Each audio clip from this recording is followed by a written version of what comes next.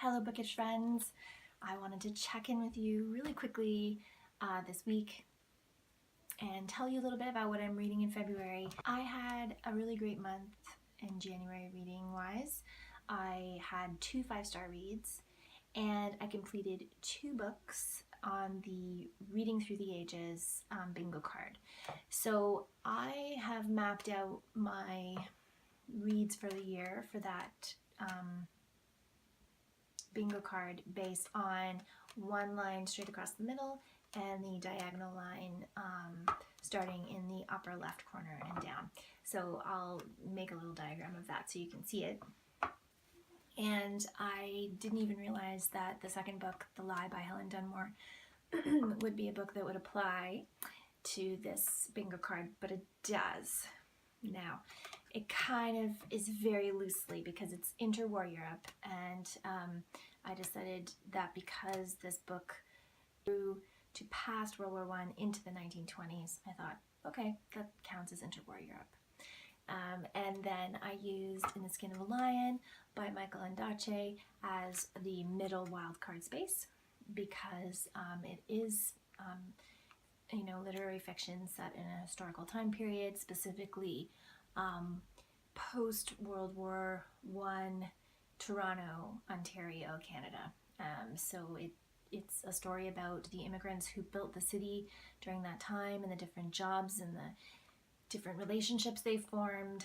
And so I put that in the wildcard spot.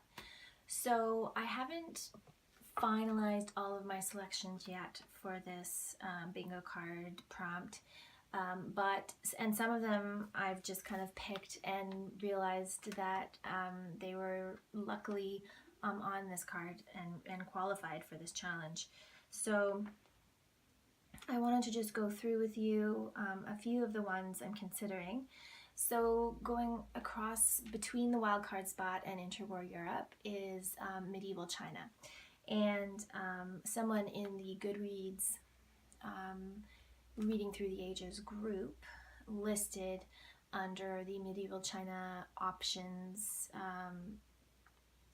chat list, or what are those called? Threads. I don't know all the special lingo for group things like this, but the medieval China thread where people can list the books that they've chosen or the books that they're considering or books that other people can consider for that prompt. I've picked Under Heaven by Gavriel, which is apparently a fantasy, but it's based in a medieval Chinese dynasty and has facts about that dynasty. So I thought that was really interesting to kind of take the historical fiction and put a little bit of fantasy in there. And I have read Gavriel before. I actually have 2 of his other books that have been on my shelf for years because I loved the first book of his that I read. So I wanted to throw that in there. I think that will be really great. And he's also a Canadian writer, so that will contribute to my goal of this year to read a different Canadian or a book by a Canadian author once per month. For the Victorian, Scotland, Ireland, Wales prompt along that line, I am considering A Dark and Distant Shore by Reay Tannahill. And the only hesitation I have about picking that one is that it's really, really long. And so not necessarily that I don't want to read a long book, but just that in terms of timeline, that could be tricky for me. But if I'm careful and I fit it in the right spot, then it should be okay. And the other hesitation I have with it is that I did see a few reviews where people were really down on it, but some other people that, like including Mal from Mal's Bookland Adventures, and another lady in the group who said she's going to be reading that one as well, were like enthusiastic about it as an option. So I think I'm just going to probably go with that one. And then Australia pre-1900, I'm going to be reading The Luminaries by Eleanor. And so that is going to fill that prompt. So in the other line is time travel. So I have had The Time Traveler's Wife by Audrey Niffenegger on my list for ever on my TBR forever, so I think that would be a really great one to add in there. Early Middle Ages, so around 1400 to 1000, I am going to consider reading Hild by Nicola Griffith for that. Again, another really large book, but that was the only one that I saw in my TBR that fit that time period specifically. But again, that could change. I might switch it out. Russia Before the Revolution, I talked about this one in my reading goals video. I'm going to do Russka, the Novel of Russia by Rutherfurd. It's also a huge book, but it's one that I've planned for, so I'm fully on board for that one. And the one after that is Japan pre-1900. And for that, I actually want to read Silk by Alessandro Barrico. He is an Italian author, and the book was originally written in Italian, and it was translated by Anne Goldstein. I know of this book because I've seen the movie, and the movie was quite beautiful from what I remember, although it has been many years since I've watched it. But it is about the opening up of the Silk Route and a European, I believe a French trader who gets into Japan and forms a relationship.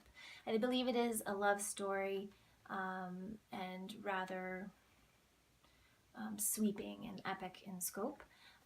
And I thought it would be nice to get a translated work in there if I could. So those are my Reading Through the Ages choices, and let me know if any of you have read any of those and have opinions about them. I feel really great that I've already got 2 books done, and so that is going to be 10 books out of my reading this year that I dedicate to the bingo card. So for the rest of February, I am currently reading Frankenstein by Mary Shelley, the 1818 version, so the first version of the book that she, how she created it before Percy Shelley, intervened. I decided to read that because my work actually has a historical fiction book club, and I don't usually participate because I'm usually working at that time, but I've always wanted to read Frankenstein, and so I thought since they were reading it this month that I would read along with it. And to go along with Frankenstein, I decided to read this book, Romantic Outlaws, The Extraordinary Lives of Mary Wollstonecraft and Her Daughter Mary Shelley by Charlotte Gordon. I am about 150 pages into this, and I'm really enjoying it. Charlotte Gordon took the lives of mother and daughter and kind of alternates chapters. So you read one chapter about Mary's life, Mary Wollstonecraft's life, and then you read a chapter about Mary Shelley's life, and they alternate that way. It's very interesting. I didn't even really know that Mary Wollstonecraft was Mary Shelley's mother until I saw this book, and it is definitely enhancing my experience of Frankenstein. I think I'm about 50% of the way through Frankenstein. So it's giving me a lot of things to link to the text of Frankenstein, and yeah, really enjoying this so far. I really love biography, and biography that is written in this manner too. Charlotte Gordon's style is very novelesque in the way she's writing it, but still, it's a biography. Like, you're not thinking you're reading fiction. So that's kind of the perfect combination for me. My book of poetry for the month of February is The Place of Scraps by Jordan Abel. So Jordan Abel is a British Columbia-based First Nations poet, and these are erasure poems. I'm not sure. So basically, he's basing these poems on snippets of texts written by Marius Barbeau, who was an early 20th century salvage anthropologist. So basically, I think what he was doing, and I'm certainly not an expert on Marius Barbeau, but he would go into parts of the Pacific Northwest, northern British Columbia, and Alaska, where totem poles had been abandoned. I hesitate to use the word abandoned, considering the fact that these are First Nations who are being affected by the settlers coming in and claiming their land and taking their children to be put into residential schools, etc., etc. So abandoning the totem poles. They're basically totem poles that are no longer an active part of the community that had built them. Let's say it that way.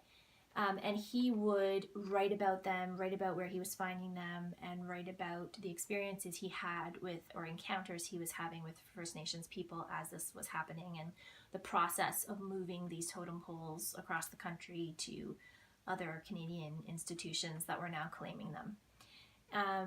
So you start off, there's actually a lot of art in this book as well. So you'll have imagery, collage looking imagery with word, like sometimes just letters and then sometimes words and the text in the back. And then you will have a snippet of text from Marius Barbeau's work. So he'll pick usually a paragraph about this long, and then he will choose he will erase the words and erase letters and erase punctuation. So you end up getting snippets of the text in a different layout. And it forms obviously different pictures on the page, and it forms different sentences, and he's just pulling words out of the text that was already there. I find that the words that he has chosen to keep, like understanding the significance of those words or the punctuation marks, very, very, it really makes you think about a culture of people, about a group of people, and how they can reinterpret things that have been imposed upon them by a different culture in an empowering way. And this is what this feels like to me. I am enjoying it so far. I think it's really great. Sorry, current me, I'm just going to pause you for a second. I forgot to tell you that I'm also listening to an audiobook. I'm listening to Bad Feminist by Roxane, which is really enjoyable. So I have a couple more books on my TBR for this month. The other book I have is Kintu by Jennifer Nansubuga Makumbi. This is a Ugandan novel. I believe it's a family saga, and this is the Read Around the World Book Club pick for February. So I have this out from the library. It's ready to go. As soon as I'm done Frankenstein by Mary Shelley, which should be this week, I'm going to start Kintu. And if I get through Kintu, then my plan is to get to my Canadian Lit choice for this month, which was Do Not Say We Have Nothing by Madeleine Tien. If this book takes me past February, which is likely, considering what I'm reading, then I will read Do Not Say We Have Nothing in March. So that's what I'm currently reading. Hi again. The other book that I had on my TBR that I will get to and hopefully fit in is The Poet X, which has been on a lot of different TBRs for this month, and it's also the read-along for Blackathon. So that I just wanted to put that in there because I'd forgotten to mention it. And yeah, now back to the other me. So those are my books that I'm reading right now and that are upcoming for the month of February. I got the idea to read fiction and a biography together from Jennifer at insert literary pun here. She did a video, which I will link below if I can find it, of last year, I believe, about different books that you could read together and pairings. And so I found that a really compelling idea, and I am finding it's definitely enhancing the experience for me. So I would recommend it. And I will be back soon to tell you about some more reading things, and I hope you're having a great week.